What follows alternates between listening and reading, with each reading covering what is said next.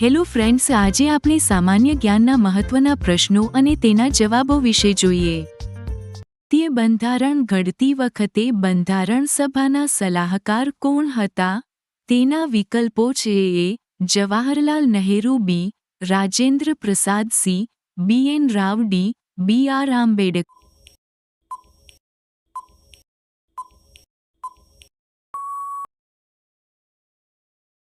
તમારો બીજો પ્રશ્ન છે: બંધારણ સભાનું પ્રથમ સત્ર ક્યાં યોજાયું હતું?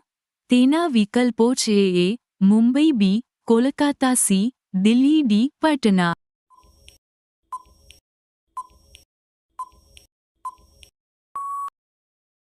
તમારો ત્રીજો પ્રશ્ન છે: મંત્રીમંડળ શબ્દનો ઉલ્લેખ કયા લેખમાં છે? તેના વિકલ્પો છે: એ. કલમ 356, બી. કલમ 233, સી. કલમ 352, ડી. કલમ 362.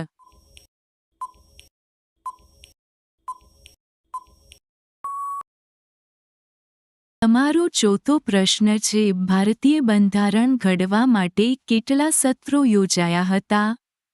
તેના વિકલ્પો છે: એ. 7, બી. 9, સી. 12, ડી. 15.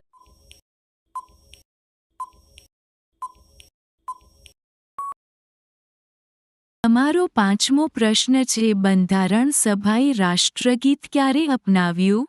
તેના વિકલ્પો છે: એ. 24 મે 1949, બી. 24 નવેમ્બર 1949, સી. 24 જાન્યુઆરી 1950, ડી. 24 જૂન 1950.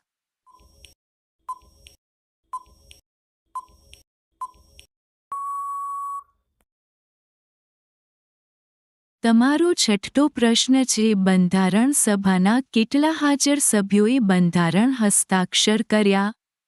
તેના વિકલ્પો છે: એ. 262, બી. 284, સી.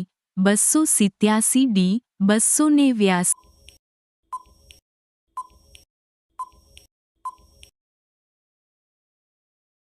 છે બંધારણમાં પ્રારૂપ મુસદ્દા સમિતિમાં કુલ કેટલા સભ્યો હતા? તેના વિકલ્પો છે: એ. 7, બી. 6, સી. 5, ડી. 8.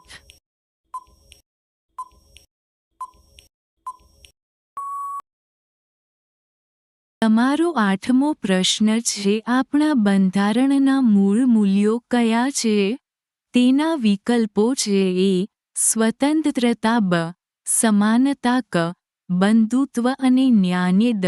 આપેલ તમામ.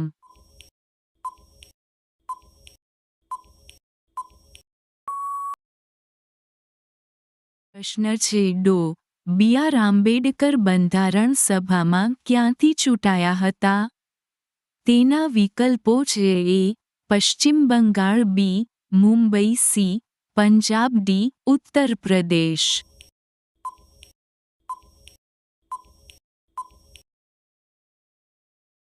સાતમો પ્રશ્ન છે: ભારતીય બંધારણમાં કુલ કેટલી સમિતિઓ હતી? તેના વિકલ્પો છે: એ. 8 મોટી અને 13 નાની, બી. 15 મોટી અને 11 નાની, સી. 5 મોટી અને 11 નાની, ડી. 18 મોટી અને